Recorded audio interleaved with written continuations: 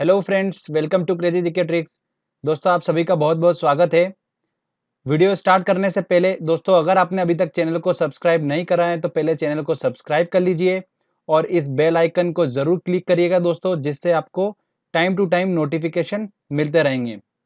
साथ ही साथ दोस्तों, आप हमारे फेसबुक पेज को भी फॉलो कर सकते हैं, जिसका लिंक मैंने डिस्क्रिप्शन में दे रखा है। आप डायरेक्टली यहाँ से क्लिक करके आप हमारे फेसबुक पेज को फॉलो कर सकते हैं, या तो फिर आप facebook.com/crazygktricks सर्च करेंगे तो आपको पेज मिल जाएगा। आप वहाँ से उसको फॉलो कर सकते हैं, क्योंकि दोस्तों जितनी भी जीके से रिलेटेड पीडीएफ्स है वो सब फेसबुक पेज पे अपलोड होती रहेगी। चलिए फ्रेंड्स, अब हम वीडियो स्टार्ट करते हैं। आज के इस वीडियो में दोस्तों हम बात करेंगे इकोनॉमिक्स की, अर्थशास्त्र। काफी इंपॉर्टेंट लेक्चर है। लास्ट में मैंने एक very important question answer set भी इंक्लूड करा है, तो आप इस वीडियो को पूरा देखिएगा, टॉपिक को अच्छे समझिएगा। लास्ट में क्वेश्चन आंसर सेट लगाएंगे तो आपको काफी बेनिफिट मिलेगा। 3-4 दिन का ब्रेक हो गया था, उसके लिए एक्सट्रीमली सॉरी। थोड़ा सा मुझे फीवर हुआ था, इसलिए वीडियो अपलोड नहीं कर पाया था। चलिए फ्रेंड्स, अब हम वीडियो को स्टार्ट करते हैं और समझते हैं। दोस्तों, इकोनॉमिक्स के टॉपिक में हम स्टडी करेंगे बेसिक ऑफ इकोनॉमिक्स के बारे में, योजना आयोग से नीति आयोग कैसे बना, राष्ट्रीय आय नेशनल इनकम पे ऑलरेडी मैं वीडियो बना चुका हूं। जिसने वो वीडियो नहीं देखा है, डिस्क्रिप्शन में मैंने लिंक दे रखा है, आप वहां से आप राष्ट्रीय आय के बारे में लेक्चर अच्छे समझ सकते हैं और क्वेश्चन आंसर टेस्ट भी लगा सकते हैं। उसके बाद में हम पढ़ेंगे फिस्कल पॉलिसी, राजकोषीय नीति, मॉनेटरी पॉलिसी, मौद्रिक नीति, money and type of money, मुद्रा एवं मुद्रा के प्रकार, FII, FDI, इन्फ्लेशन, मुद्रास्फीति, बजट एवं भारतीय कृषि उद्योग, इंडियन एग्रीकल्चर इंडस्ट्री एनालिसिस। तो ये सारे टॉपिक्स जो है ये हम इकोनॉमिक्स के अंदर कवर करेंगे। फ्रेंड्स, राष्ट्रीय आय को हम पढ़ चुके हैं। आज के इस वीडियो में हम डिस्कस करेंगे basics of economy and Indian economy के बारे में हम अच्छे से समझेंगे। काफी क्वेश्चंस बनते हैं इस टॉपिक से, तो हमको समझना काफी जरूरी है। तो चलिए दोस्तों, हम पहला लेक्चर लेते हैं, बेसिक्स ऑफ इकोनॉमिक्स को हम समझते हैं। चलिए, तो फ्रेंड्स, बेसिक्स ऑफ इकोनॉमिक्स में हम क्या पढ़ेंगे? व्हाट इज इकोनॉमी, अर्थव्यवस्था क्या होती है। उसके बाद हम पढ़ेंगे टाइप ऑफ इकोनॉमी, पूंजीवादी, समाजवादी, मिश्रित अर्थव्यवस्था के बारे में, सोशलिज्म, कैपिटलिज्म एवं मिक्स्ड इकोनॉमी के बारे में हम स्टडी करेंगे। उसके बाद में मैं आपको बताऊंगा इंडियन इकोनॉमी, भारतीय अर्थव्यवस्था के बारे में कुछ इंपॉर्टेंट पॉइंट्स जो एग्जाम में क्वेश्चन पूछे जाते हैं। उसके बाद हम पढ़ेंगे क्लोज्ड इकोनॉमी क्या होता है और ग्लोबलाइजेशन किसे बोलते हैं, वैश्वीकरण अर्थव्यवस्था। लास्ट में हम पढ़ेंगे ह्यूमन डेवलपमेंट इंडेक्स, HDI, मानव विकास सूचकांक क्या होता है। इससे काफी क्वेश्चंस बनते हैं एग्जाम में, तो मैं आपको ये समझाऊंगा। तो आज के इस वीडियो में ये सब पॉइंट्स हम कवर करेंगे। तो चलिए स्टार्ट करते हैं। सबसे पहले समझते हैं व्हाट इज इकोनॉमी, अर्थव्यवस्था क्या होती है। तो दोस्तों, हम बात करते हैं अर्थव्यवस्था क्या होती है। देखिए, अर्थव्यवस्था ये दो शब्दों से मिलकर बना है, एक अर्थ और एक व्यवस्था। अर्थ का मतलब क्या होता है? मुद्रा, मतलब पैसा, और व्यवस्था का मतलब होता है प्रणाली, मतलब सही तरीका। प्रॉपर वे क्या होता है? सही तरीका, प्रॉपर वे। तो अर्थव्यवस्था का मतलब यह निकल कर आया, किसी देश की अर्थव्यवस्था क्या होगी? देखिए, किसी देश में मुद्रा का सही तरीके से चलन, ये जो होता है यही कहलाता है अर्थव्यवस्था। अब एक और चीज समझिए, संसार में मनुष्य होते हैं, ये मनुष्य क्या करते हैं? अपनी आवश्यकताओं की पूर्ति के लिए क्या करते हैं? अपनी आवश्यकता, अपनी रिक्वायरमेंट को फुलफिल करने के लिए दो एक्टिविटी करते हैं। एक करते हैं आर्थिक क्रिया, मतलब इसको बोला जाता है इकोनॉमिकल एक्टिविटी, और एक और क्रिया करते हैं ये non economical activity. Economical activity करके वो क्या कमाते हैं? पैसा कमाते हैं, ठीक है। और नॉन इकोनॉमिकल एक्टिविटी के अंदर वो कोई भी पैसा नहीं कमाते हैं, मतलब समाज सेवा का काम करते हैं। तो समझ में आया आपको? आर्थिक क्रिया और गैर आर्थिक क्रिया, नॉन इकोनॉमिकल एक्टिविटी को क्या बोलेंगे? गैर आर्थिक क्रिया। तो फ्रेंड्स, अर्थव्यवस्था के अंदर हम डिस्कस करेंगे इकोनॉमिकल एक्टिविटी। देखिए, यहां पर स्पष्ट हो रहा है कि अर्थ मतलब मुद्रा, जहां पर मुद्रा की बात आएगी वो आएगा अर्थव्यवस्था के अंदर।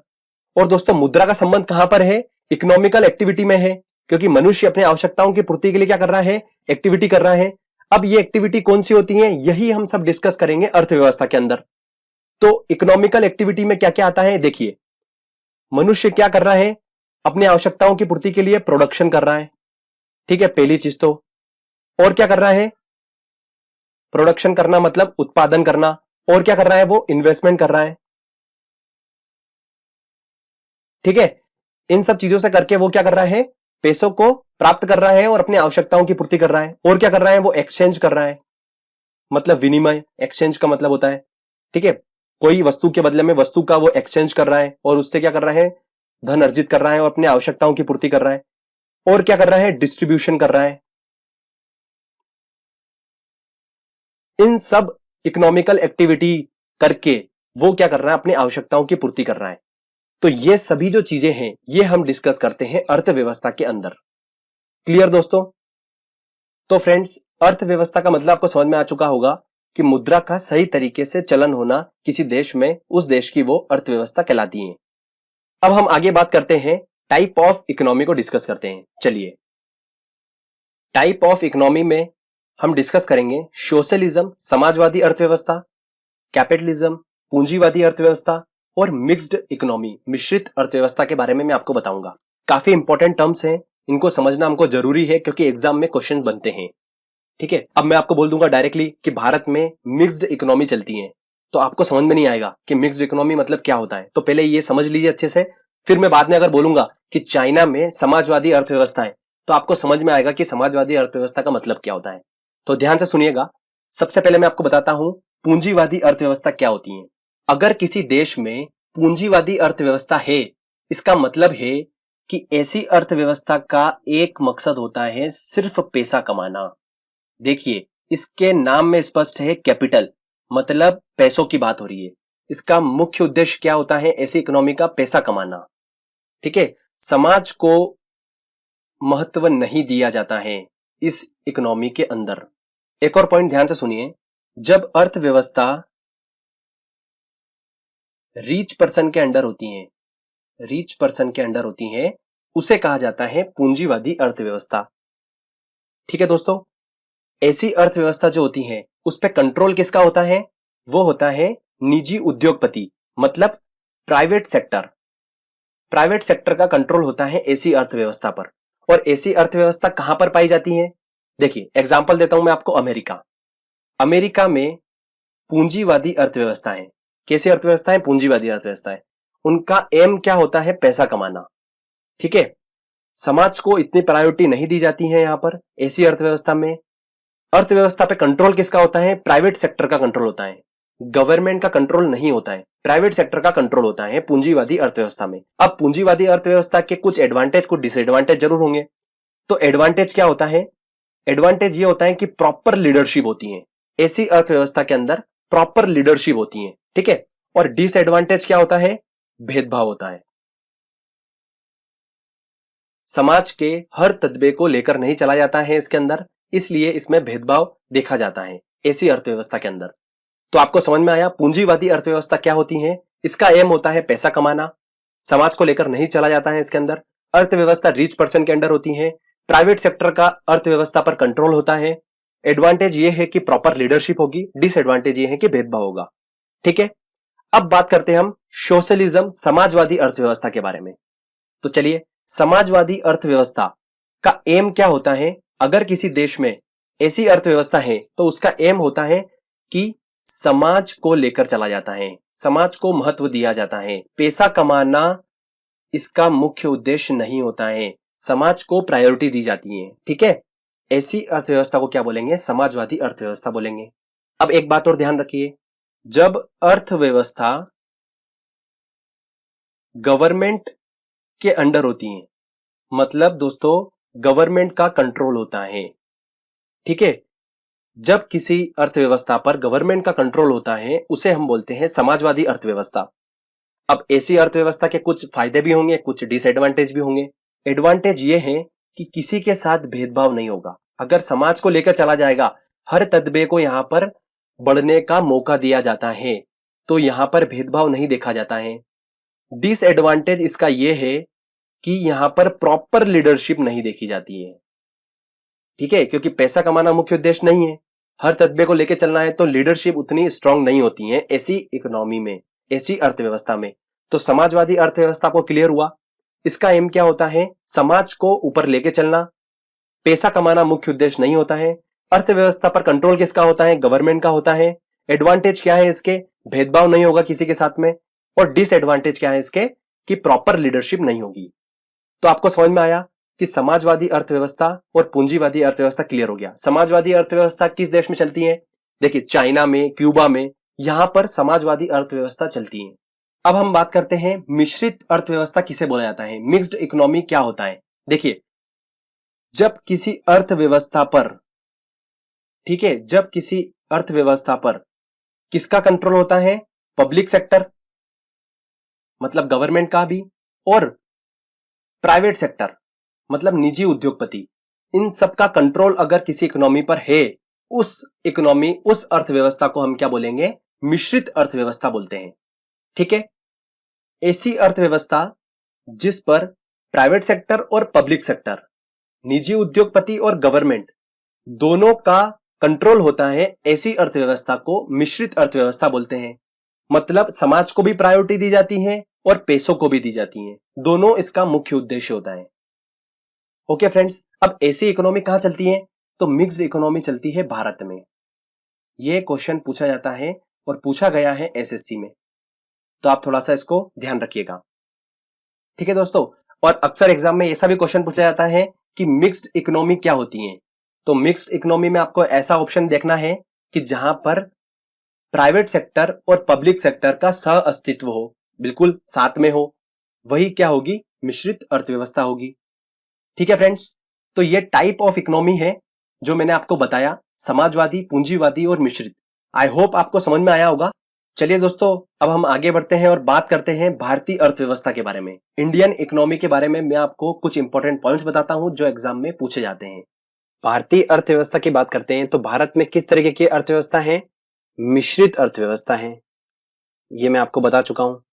क्यों? क्योंकि यहां पर गवर्नमेंट और जो निजी उद्योगपति हैं उनका सह अस्तित्व है, मतलब इनकी जो भागीदारी है वो लगभग बराबर है भारतीय अर्थव्यवस्था में।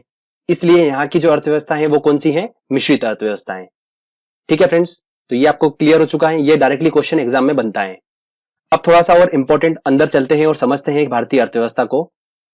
भारत की जो अर्थव्यवस्था है, ठीक है, भारत की अर्थव्यवस्था में 3 क्षेत्रों का महत्वपूर्ण योगदान होता है।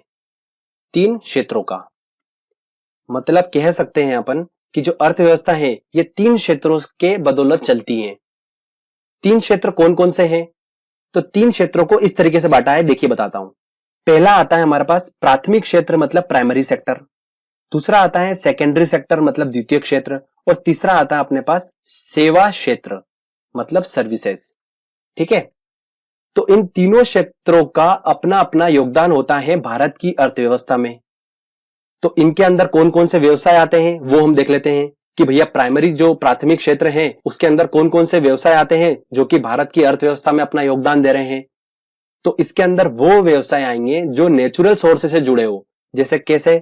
कृषि हुआ, मछली पालन हुआ, पशुपालन हुआ, और जंगलों से वस्तुओं को प्राप्त करना। ये सारे जो व्यवसाय हैं ये आते हैं प्राइमरी सेक्टर में। अब हम बात करते हैं सेकेंडरी सेक्टर की। तो सेकेंडरी सेक्टर में वो व्यवसाय आएंगे जो क्या कर रहे हैं? प्रोडक्शन कर रहे हैं। तो उद्योग आ गए इसके अंदर। सेकेंडरी सेक्टर मतलब द्वितीय क्षेत्र में क्या आ गए? उद्योग आ गए, निर्माण कार्य आ गए, ठीक है, कपड़ा उद्योग आ गया,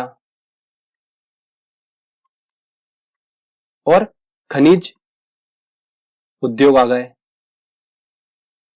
ये सब जो चीजें आती है ये व्यवसाय सारे किसके अंदर आते हैं? द्वितीय क्षेत्र मतलब सेकेंडरी सेक्टर में आते हैं।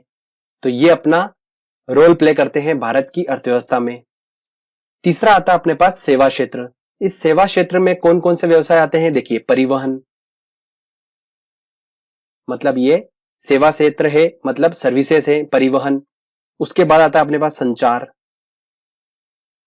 उसके बाद आता है अपने पास बैंक। ये जो आते हैं ये सब आते हैं सेवा क्षेत्र में। ठीक है, तो इन तीनों क्षेत्रों का अपना अपना योगदान होता है भारत की अर्थव्यवस्था में। समझ में आया आपको? तो भारत की अर्थव्यवस्था को तीन क्षेत्रों में बांटा है, प्राइमरी सेक्टर, सेकेंडरी सेक्टर और सर्विसेज में, सेवा क्षेत्र में। प्राइमरी सेक्टर के अंदर कौन कौन से व्यवसाय आते हैं? कृषि आता है, पशुपालन आता है, मछली पालन आता है, जंगलों से वस्तुओं को प्राप्त करना, ये सारे जो व्यवसाय आते हैं ये आते हैं प्राइमरी सेक्टर में। ठीक है, सेकेंडरी सेक्टर में आता है प्रोडक्शन से रिलेटेड, मतलब उद्योग, निर्माण कार्य, कपड़ा उद्योग, खनिज उद्योग, ये सब आते हैं अपने काय में सेकेंडरी सेक्टर में। और सेवा क्षेत्र में आते हैं अपने परिवहन, संचार और बैंक, ये आते हैं अपने तीसरे सेवा क्षेत्र में। तो इनका योगदान होता है भारत की अर्थव्यवस्था में। अब एक इंपॉर्टेंट पॉइंट देखिए कि जब भारत आजाद हुआ था तब भारत की अर्थव्यवस्था में प्राइमरी सेक्टर का योगदान बहुत ज्यादा था। ठीक है, पर समय समय के साथ में क्या हुआ, आज की कंडीशन बात करते हैं तो जो सेवा क्षेत्र है, इस सेवा क्षेत्र का योगदान भारत की इकोनॉमी में ज्यादा हो गया है। ठीक है, धीरे धीरे शिफ्ट करता जा रहा है भारत। और दोस्तों सेवा क्षेत्र का योगदान जो है भारत की अर्थव्यवस्था में वो अब ज्यादा हो गया है। तो फ्रेंड्स, आई होप आपको यह टॉपिक क्लियर हुआ होगा। भारतीय अर्थव्यवस्था के बारे में मैंने इंपॉर्टेंट पॉइंट सारे बता दिए आपको। चलिए दोस्तों आगे बढ़ते हैं और कुछ इंपॉर्टेंट टर्म्स को समझते हैं, जैसे क्लोज्ड इकोनॉमी, ग्लोबलाइजेशन, ये क्या होता है इनको हम समझते हैं। क्लोज्ड इकोनॉमी, बंद अर्थव्यवस्था क्या होती है? देखिए, सपोज करते हैं कि ये कोई एक कंट्री है। ठीक है, ये कंट्री अपने आप में इतनी सक्षम है, इतनी रिच है कि ना तो इसको बाहर से कोई चीज इंपोर्ट करने की जरूरत पड़ रही है, ना तो कोई चीज एक्सपोर्ट करने की जरूरत पड़ रही है, ना तो निर्यात हो रहा है ना तो आयात हो रहा है। तो दोस्तों जब ऐसी अर्थव्यवस्था होती है जहां पर निर्यात और आयात नहीं होता है, उसे हम क्या बोलते हैं? बंद अर्थव्यवस्था बोलते हैं, क्लोज्ड इकोनॉमी बोलते हैं। तो अगर हम क्लोज्ड इकोनॉमी वाली कंट्री की बात करें तो एग्जैक्टली में 100% ऐसी तो कोई कंट्री नहीं है, बट ऐसी कुछ कंट्रीज हैं जहां पर जो आयात और निर्यात होता है वो बहुत ही माइनर होता है, जैसे नॉर्वे हुआ, ब्राजील हुआ। ये जो कंट्री हैं, इन कंट्रीज में लगभग बंद अर्थव्यवस्था पाई जाती है, क्लोज्ड इकोनॉमी पाई जाती है यहां पर लगभग। तो क्लियर दोस्तों, क्लोज्ड इकोनॉमी आपको समझ में आ चुका होगा। तो हम बात करते हैं ग्लोबलाइजेशन, वैश्वीकरण अर्थव्यवस्था के बारे में। देखिए क्या होता है, काफी इंपॉर्टेंट टर्म है, ध्यान से समझिए। जब डोमेस्टिक इकोनॉमी मतलब घरेलू अर्थव्यवस्था का ग्लोबल इकोनॉमी के साथ में मर्जर हो जाना, एकीकरण हो जाना, इसी को हम क्या बोलते हैं? ग्लोबलाइजेशन बोलते हैं। इसमें क्या होता है? फ्री मूवमेंट होता है, किसका? गुड्स का, वस्तुओं का, सर्विसेज का, टेक्नोलॉजी का, इंफॉर्मेशन का और कैपिटल का, one country to another country. इसे हम क्या बोलते हैं? ग्लोबलाइजेशन बोलते हैं। तो आपको समझ में आया?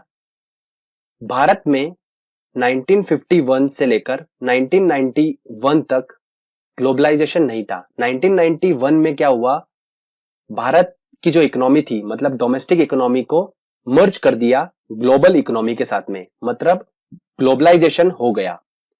इस मर्जर के बाद में 1991 से लेकर 2002 तक की जो भारत की विकास दर थी वो बढ़ गई थी। तो 1951 से लेकर 1991 तक जो भारत की विकास दर थी वो कितनी थी? 4% थी। और 1991 से लेकर 2002 तक के आंकड़े देखे जाए तो भारत की जो विकास दर है वो 5.5% रही। तो मतलब एकीकरण के बाद, ग्लोबलाइजेशन के बाद भारत की विकास दर जो है वो बढ़ी है। तो फ्रेंड्स आपको समझ में आया, ग्लोबलाइजेशन का मतलब समझ में आया होगा, डोमेस्टिक इकोनॉमी का ग्लोबल इकोनॉमी के साथ में एकीकरण, मर्जर हो जाना। और भारत में 1991 में ये मर्जर हो गया था, इसकी वजह से भारत की विकास दर जो है वो बढ़ी है। आई होप दोस्तों आपको ये समझ में आया होगा ग्लोबलाइजेशन का टॉपिक। अब दोस्तों हम बात करते हैं ह्यूमन डेवलपमेंट इंडेक्स, HDI, मानव विकास सूचकांक के बारे में। चलिए मैं आपको बताता हूं होता क्या है वो। देखिए, ह्यूमन डेवलपमेंट इंडेक्स किसने बनाया है? UNDP ने बनाया है। UNDP का फुल फॉर्म क्या होता है? United Nation Development Programme, UNDP। इसने इस इंडेक्स को बनाया है और इसका हेडक्वार्टर कहां पर है? न्यूयॉर्क में है। अब मानव विकास सूचकांक जो है, ये इंडेक्स जो है, ये करता क्या है? ये इंडेक्स हमको बताता है कि कोई देश कितना विकसित है, कितना विकासशील है और कितना अविकसित है। ये इंडेक्स हमको बताता है। तो ये इंडेक्स जो होता है वो क्या करता है? विभिन्न देशों द्वारा स्वास्थ्य मतलब जीवन प्रत्याशा, शिक्षा और प्रति व्यक्ति आय में कितनी बढ़ोतरी हुई है, कितनी उन्नति हुई है, इन सब चीजों की उन्नति को देखते हुए वो क्या करता है? हर एक देश को रैंक प्रदान करता है। और इस रैंक के अकॉर्डिंग भारत जो पहले था वो 130वीं रैंक थी, बट अभी लेटेस्ट 2017 मार्च की बात करें तो एक स्थान फिसल कर भारत 131वीं रैंक पर आ गया है। तो आपको समझ में आया ह्यूमन डेवलपमेंट इंडेक्स क्या होता है? मानव विकास सूचकांक एक ऐसा इंडेक्स है, एक ऐसा सूचकांक है जो कि बताता है स्वास्थ्य, शिक्षा और प्रति व्यक्ति आय के क्षेत्र में किसी देश ने कितनी उन्नति करी है। तो समझ में आया अच्छे से आपको? चलिए आगे मैं आपको कुछ इंपॉर्टेंट पॉइंट्स बताता हूं। फ्रेंड्स, अब हम 2 पॉइंट डिस्कस करते हैं, एग्जाम में काफी पूछे जाते हैं ये। अल्प विकसित देशों में गरीबी का कारण और भारत में निर्धनता का आकलन कैसे होता है। तो देखिए, अल्प विकसित देशों में गरीबी का मुख्य कारण यह है कि उस देश में जो लोग हैं उनकी आय में काफी डिफरेंस होता है, मतलब असमानता होती है। यही उनकी गरीबी का मुख्य कारण है। मतलब कोई व्यक्ति जो है वो बहुत ज्यादा कमा रहा है, मतलब उसकी आय बहुत ज्यादा है, और कोई व्यक्ति जो है वो बहुत कम कमा रहा है। इस वजह से गरीबी वहां पर पाई जाती है।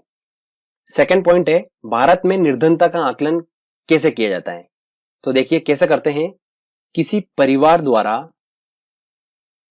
कितना कंजम्पशन किया जा रहा है, कितना उपभोग व्यय किया जा रहा है, उसके आधार पर